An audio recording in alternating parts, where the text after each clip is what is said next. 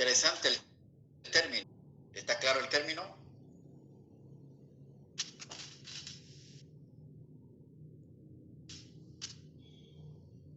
¿Está claro el término? Sí, doctor. Sí. ¿Por qué estamos avanzando este tema? Esta patología se confunde mucho con insuficiencia cardíaca. Cuidado, porque no se trata de la misma forma. Hay dos formas de corazón pulmonar. El corazón pulmonar agudo y el corazón pulmonar crónico. El corazón pulmonar agudo es producido por un tromboembolismo pulmonar masivo. Y la forma más frecuente es la forma crónica. Es decir, el corazón se enferma a consecuencia de una enfermedad pulmonar. Por lo tanto, estamos hablando del corazón izquierdo o el corazón derecho. ¿De qué corazón estamos hablando?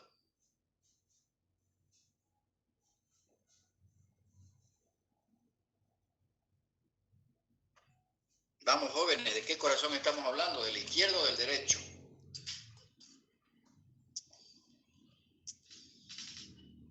Falla del corazón derecho a consecuencia de una enfermedad pulmonar crónica. A eso se llama corazón pulmonar. Por eso decía al principio, esta patología se confunde mucho con insuficiencia cardíaca.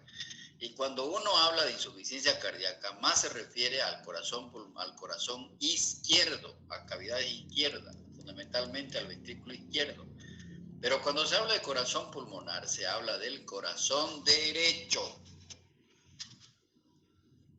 La idea de que el corazón pudiese tener malas relaciones con el pulmón fue por primera vez claramente delineada por un médico argentino, el doctor Ayerza, en una clase que dio en la Facultad de Medicina en Buenos Aires en 1901. Y por esa razón a estos enfermos también se los llama el corazón de Ayerza. Tenían unas particularidades muy interesantes los enfermos que encontró el doctor Ayerza. Se los conocía como los cardíacos negros. Qué interesante, ¿no? ¿Y por qué negros? Cardíacos negros. Es una forma común de cardiopatía. En Estados Unidos, 50 millones de personas con padecimientos pulmonares y de ellos, más de 80.000 muertes por año. Las causas más frecuentes de corazón pulmonar son la bronquitis crónica y el enfisema. Cuando un enfermo con bronquitis crónica no se controla o cuando un enfermo con enfisema no se controla, puede ir a lo que se llama el corazón pulmonar, o sea, se enferma el corazón derecho. Pero estas dos patologías no son las más frecuentes en países pobres. Esto es una estadística de países ricos. En países pobres, la principal causa de corazón pulmonar es la tuberculosis. Son pacientes que enferman de tuberculosis, curan con secuelas y quedan con un compromiso cardíaco. Secundariamente está la bronquitis crónica, el enfisema y otras patologías que vamos a ver. Afecta más a los varones mayores de 45 años. El doctor Ayerza describió en esa ocasión, en 1901, un paciente que tenía una neumopatía crónica asociada a insuficiencia cardíaca derecha y el paciente estaba cianótico. Extremadamente se veía que esta cianosis era de origen central pero también como tenía signos de insuficiencia circulatoria, por esa razón es que el doctor Ayerza lo bautizó a este enfermo como cardíaco negro. Son pacientes que se los llama cardíacos negros, es un cardíaco negro, así es, así lo describió hace muchos años atrás el doctor Ayerza. La expresión de cor pulmonar propiamente dicha surgió en 1935 y fue introducida por McGuinway. ¿Quién fue McGuinway? ¿Dónde hemos visto McGuinway?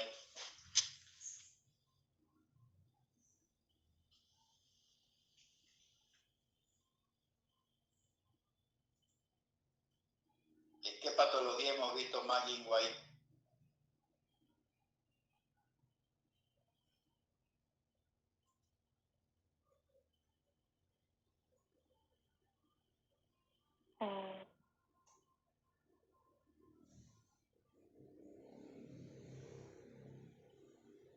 Vamos, jóvenes, ¿en qué patología hemos visto McGuinway? Tromboembolismo pulmonar. En el tromboembolismo pulmonar. ¿Y qué es McGuinway?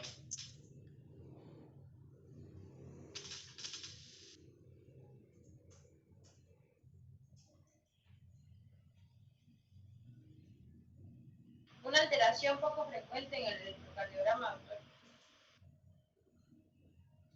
Son pues alteraciones, ese conjunto de alteraciones electrocardiográficas que se ven en el electrocardiograma en un paciente con tromboembolismo pulmonar. A eso se llama signo de McGuinway. Y precisamente estos autores describen, o sea, son los que acuñan el término corazón pulmonar en 1935, lo que en 1901 el doctor Ayerza le llamó cardíacos negros, pero en realidad el término más apropiado surgió en el año 1935 y McGuinway lo hizo para describir el sufrimiento agudo del ventrículo derecho en un paciente que había sufrido una embolia pulmonar masiva. Entonces, vamos a ir definiendo qué es el corazón pulmonar. Es la hipertrofia del ventrículo derecho consecuente a enfermedades que afectan la función o la estructura del pulmón, excepto cuando estas alteraciones pulmonares son el resultado de enfermedades que afectan primariamente el lado izquierdo del corazón o cardiopatías congénitas. No entran en la definición aquellas enfermedades del corazón izquierdo o las cardiopatías congénitas. Tiene que ser una enfermedad primariamente del pulmón que hace que el corazón derecho, o sea, el ventrículo derecho, se hipertrofie y luego se dilate. Cardiopatía pulmonar también, el doctor Fauci Atie, que es un médico mexicano, y los colaboradores en el libro de Harrison, Principios de Medicina Interna de Harrison, en la 18ª edición, definen al corazón pulmonar también como cardiopatía pulmonar, dilatación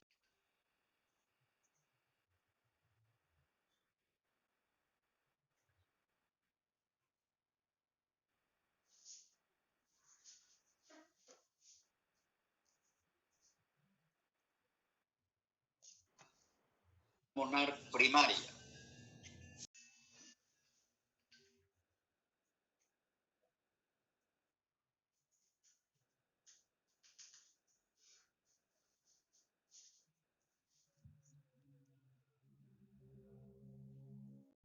El paciente puede tener también, puede haber a nivel pulmonar hipertensión pulmonar. Esto se ve en el tromboembolismo y en la esquistosomiasis. Y la otra clasificación, desde el punto de vista fisiopatológico, Y esto desde el punto de vista clínico, el paciente puede estar con un coro pulmonar compensado y con un coro pulmonar descompensado. Cuando se descompensa el paciente, simula mucho insuficiencia. Hay que discriminar bien esto porque no se trata de la misma forma. Recordemos que el ventrículo derecho tiene paredes delgadas y tiene forma de semiluna. Su función de bomba es semejante a la de un fuelle conectado en serie con un circuito de baja presión, en contraste con la contracción concéntrica del ventrículo izquierdo. El BD es más distensible y maneja mejor sobrecarga de volumen. En cambio, el BI maneja mejor sobrecargas de presión. Cuando la presión sistólica del ventrículo derecho alcanza 60-80 TORS, se produce dilatación e insuficiencia del ventrículo derecho con hipotensión e hipoperfusión periférica. ¿Qué ocurre fisiopatológicamente en un paciente con corazón pulmonar? La hipoxia crónica, que es debida a la neumopatía de base que tiene el enfermo, esta hipoxia crónica, que puede ser mismo por la hipoventilación, por ejemplo, los pacientes que tienen SOAP, es decir, que tienen síndrome de apnea obstructiva del sueño, cursan con hipoventilación. También puede ser una causa de coro pulmonar. ¿Por qué? Porque están hipoventilados y esta hipoventilación produce hipoxemia. La hipoxemia produce dos problemas: vasoconstricción arteriolar pulmonar y aumento de la viscosidad, lo que genera poliglobulia. Estos dos fenómenos, vasoconstricción con hiperviscosidad de la sangre, generan hipertensión pulmonar. Entonces el corazón derecho empieza a sufrir porque tiene que trabajar con mayor fuerza para poder vencer la hipertensión capilar pulmonar. Esta hipertensión pulmonar, por lo tanto, va a empezar a sobrecargar desde el punto de vista de presión. Hay sobrecarga de ventrículo derecho y luego se instala lo que es el corazón pulmonar en sí. Esta patología se produce en respuesta a cambios agudos o crónicos en la vasculatura del parénquima pulmonar que causan hipertensión pulmonar.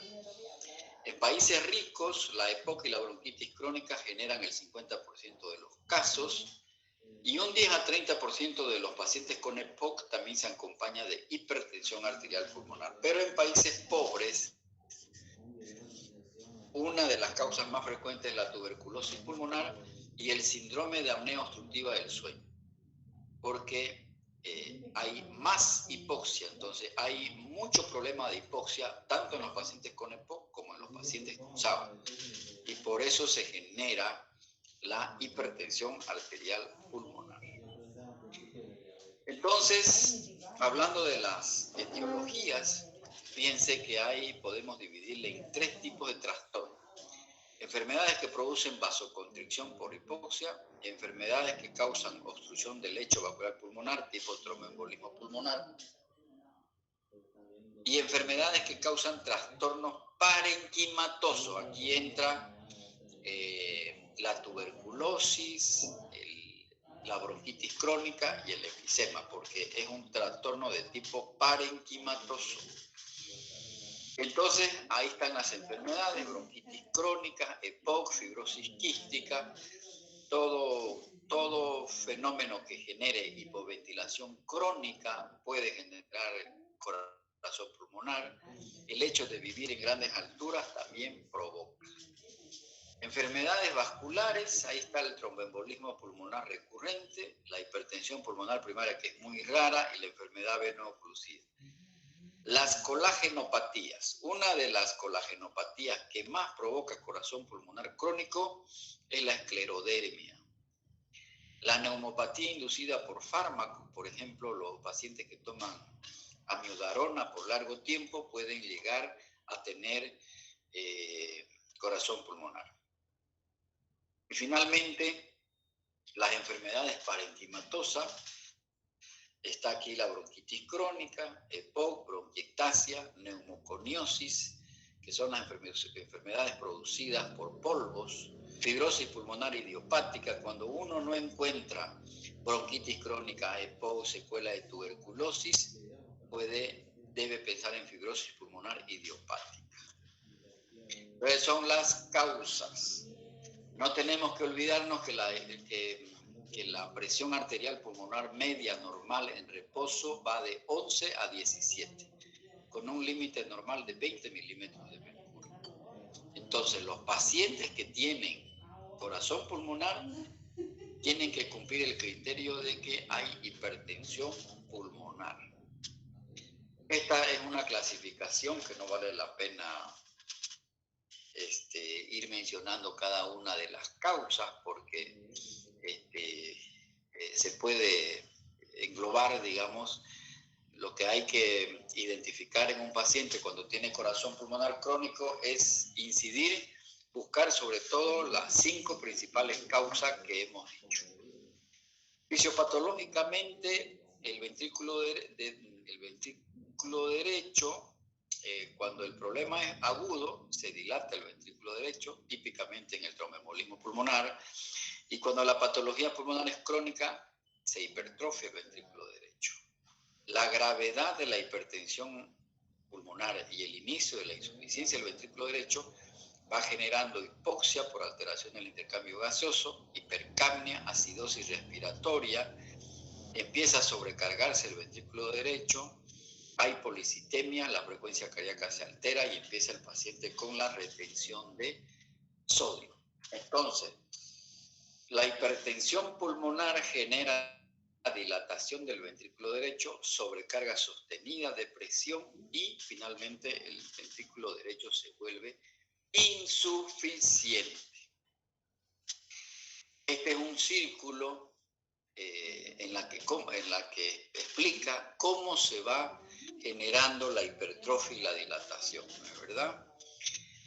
Se dilata el ventrículo derecho, aumenta la tensión de la pared, el ventrículo derecho demanda mayor cantidad de oxígeno que el corazón no le puede dar, hay disminución de la perfusión, por esa razón es que los pacientes con corazón pulmonar crónico se pueden infartar, puede haber infarto del ventrículo derecho, y finalmente, cuando el paciente se descompensa, disminuye la fuerza de contracción del ventrículo derecho.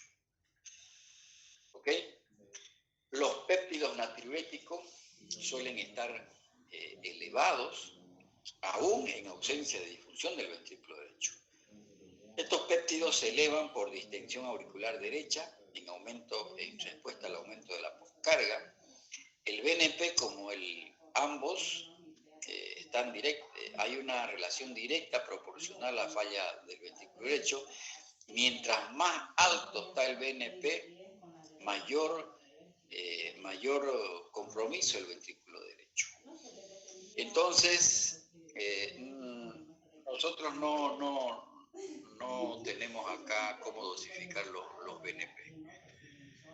Entonces hay una serie de mecanismos fisiopatológicos. Los pacientes que tienen corazón pulmonar crónico tienen tendencia a la isquemia miocárdica porque hay un desbalance entre la demanda, hay mayor demanda de oxígeno al ventrículo derecho y el aporte no puede ser, es decir, el corazón no le puede aportar más de lo que puede, porque el ventrículo derecho está hipertrofiado y por eso los enfermos pueden tener dolor de tipo infarto. El número de capilares no es igual hay una desigualdad entre el número de capilares y el tamaño de los cardiomiocitos. Se genera hipoxia miocárdica, disfunción contráctil, se ve el fenómeno de la apoptosis. El paciente entonces va transitando desde una hipertrofia a dilatación y a falla cardíaca. ¿Cómo se manifiestan estos enfermos? ¿Cómo se manifiesta? ¿Cuál es la clínica? Disnea. Los pacientes vienen por disnea, pero la disnea es un síntoma que también se ve en el paciente con insuficiencia cardíaca izquierda. Entonces uno tiene que hacer buena anamnesis, buena historia clínica para saber si esa disnea es por insuficiencia cardíaca o es por corazón pulmonar crónico. Esta niña sufre de una tetralogía de Fallot. Se la puso, seguramente que el autor la puso acá para demostrar la cianosis, pero la cardiopatía congénita no entra en la definición de corazón pulmonar crónico. Seguramente que el autor puso la imagen para demostrar la cianosis, que es muy evidente. La tetralogía de Fallot es una cardiopatía congénita de tipo cianótica, pero que no es causa de corazón pulmonar crónico. El paciente que tiene corazón pulmonar crónico cuando está descompensado simula mucho insuficiencia cardíaca. Cuando uno dice insuficiencia cardíaca se está refiriendo fundamentalmente a disfunción del ventrículo izquierdo. Entonces, la anamnesis y los exámenes complementarios son claves para discriminar si es insuficiencia cardíaca izquierda o es corazón pulmonar crónico. Los pacientes en fases avanzadas, cuando está descompensado, tienen ortopnea, disnea paroxística nocturna, hay incremento del trabajo respiratorio en decúbito dorsal, pueden tener síncope porque hay una incapacidad del ventrículo derecho para aportar sangre al ventrículo izquierdo, es decir, la sangre se estanca a nivel de las cavidades derechas, no pasa al ventrículo izquierdo y por lo tanto disminuye el gasto cardíaco, y al disminuir el gasto cardíaco disminuye el flujo sanguíneo cerebral. Los pacientes van a tener edema de miembros inferiores, al igual que un paciente con insuficiencia cardíaca izquierda, por activación neurohormonal, por elevación de las presiones del ventrículo derecho y por incremento del CO2 y por la hipoxia. Entonces, simula mucho el corazón pulmonar de la insuficiencia cardíaca izquierda. Estos enfermos tienen taquimia, irritación yugular, hepatomegalia, edema de miembros inferiores, el choque de la punta intenso, pero sobre el borde, es decir, el choque de la punta es intenso, pero fundamentalmente aquí hay un error hacia el borde esternal derecho. Hay chasquido de expulsión sistólica pulmonar, el segundo ruido pulmonar, el segundo ruido cardíaco está exacerbado, está hiperfonético en el foco pulmonar, y el signo de Rivero-Carvalho desaparece al empeorar la insuficiencia del ventrículo derecho. Acuérdense que, ¿cuál es el signo de Rivero-Carvalho? Acuérdense cómo es. Es un signo cardiovascular, que lo hemos descrito, y los pacientes van a estar cianóticos en fases avanzadas. La hipertensión pulmonar moderada severa, los síntomas se asocian a la neumopatía de base. Disnea con ejercicio, tos crónica, productiva en las mañanas, todos estos síntomas hacen sospechar que el paciente tiene alguna neumopatía. Tos crónica, estertores pulmonares, la cianosis, dedos en palillo de tambor, fatiga, mareos. Entonces, el paciente que tiene corazón pulmonar crónico tiene síntomas pulmonares atribuibles a su enfermedad pulmonar de base y síntomas de compromiso del ventrículo derecho. En EPOC, el paciente puede tener pulso paradójico, tórax en tonel, estertores sibilantes audibles y edema. En la auscultación puede haber el soplo tricuspideo pansistólico, y cuando el paciente tiene, cuando el origen del corazón pulmonar es un problema vascular, por ejemplo, por hipertensión pulmonar severa, va a tener el soplo de Graham-Still. No sé si se acuerdan el soplo de Graham-Still. Es un soplo de insuficiencia pulmonar. ¿Qué métodos yo solicito para confirmar o descartar un corazón pulmonar crónico? El electrocardiograma. El electrocardiograma me va a mostrar alteraciones en las cavidades derechas. Yo puedo encontrar ondas P pulmonares o crecimiento del ventrículo derecho. La radiografía de tórax es el examen más importante. ¿Por qué? Porque en esta radiografía de tórax me va a mostrar fundamentalmente la patología neumológica de base. El corazón habitualmente no se lo ve crecido. No se lo ve crecido. En cambio, si fuera insuficiencia cardíaca, yo tendría que ver un corazón grande con cardiomegalia. Pero en corazón pulmonar crónico, lo más importante, el aporte más grande que hace la radiografía de tórax es para demostrar la neumopatía crónica que tiene. Si es bronquitis crónica, si es un enfisema pulmonar, si es tuberculosis pulmonar, secuelas de tuberculosis pulmonar, por ejemplo, o si es un SAUS. Esa es la ventaja y eso significa el corazón pulmonar. Fíjense que los síntomas no son nada específicos del corazón pulmonar. Se confunde mucho, como les he dicho, corazón pulmonar con insuficiencia cardíaca izquierda.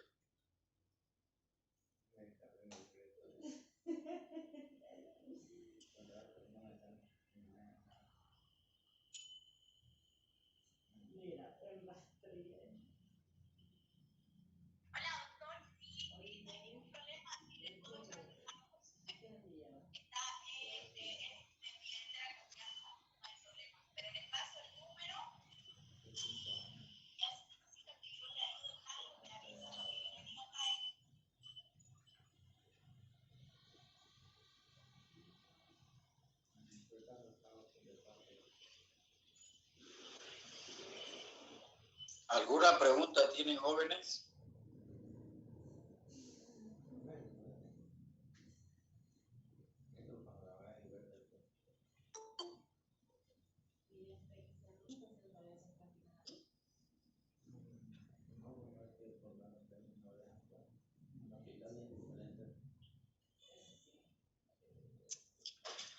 ¿Alguna pregunta, jóvenes? Entonces, en la radiografía de tórax lo más importante es que nos va a mostrar la neumopatía de base.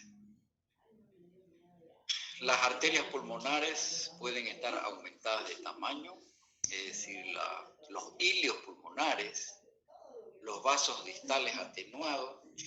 Uno puede ver un crecimiento del ventrículo derecho, forma redondeada. Si hay derrame pleural, esto generalmente indica disfunción del ventrículo izquierdo. EPOC crónico con exacerbación cardíaca aguda, es decir, hay signos radiológicos de EPOC que son muy importantes. Por ejemplo, esta radiografía muestra aquí un botón pulmonar prominente, muy prominente. Aquí se ve que hay ilios pulmonares muy engrosados, tan dilatados. Esto puede indicar que hay una enfermedad pulmonar de base que sea la causante del corazón pulmonar. Entonces, el electrocardiograma en cor pulmonar crónico se ven las ondas P pulmonares. Generalmente hay desviación del eje a la derecha, hay bloqueo incompleto o completo de rama derecha y las ondas S son profundas en la cara inferior. Esos son los signos electrocardiográficos de corazón pulmonar crónico. Por ejemplo, acá se ven estas ondas P pulmonares muy grandes en D2, en D3 y en AB. Se llaman ondas P pulmonares porque son ondas P picudas. Y en B1, en B2 se ve una morfología de un bloqueo de rama derecha, RSR, una R mellada, ¿no es verdad? Y el eje está a la derecha, fíjense, porque ¿cómo sabemos que el eje está a la derecha? Porque está negativo en D1. Normalmente el eje normal tiene que, en D1 la R tiene que estar positiva, al igual que en ABF, la onda R tiene que estar positiva, pero aquí en este trazado electrocardiográfico la R está hacia abajo, está negativa. Entonces eso quiere decir que el eje cardíaco está al lado derecho. Obviamente el examen que más importante en el corazón pulmonar crónico es el ecocardiograma. Ahí se va a determinar a través de la insuficiencia tricuspidia la presión arterial pulmonar. Ahí también van a valorar cuánto mide el ventrículo y la aurícula derecha. entonces el ecocardiograma es el examen que permite confirmar la sospecha que yo tengo de mi enfermo sobre corazón pulmonar crónico. ¿Alguna pregunta, jóvenes?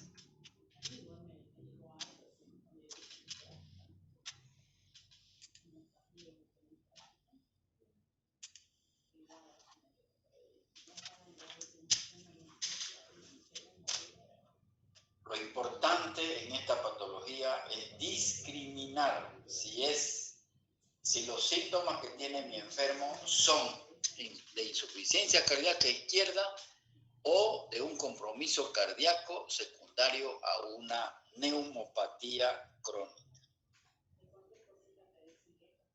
¿Alguna pregunta?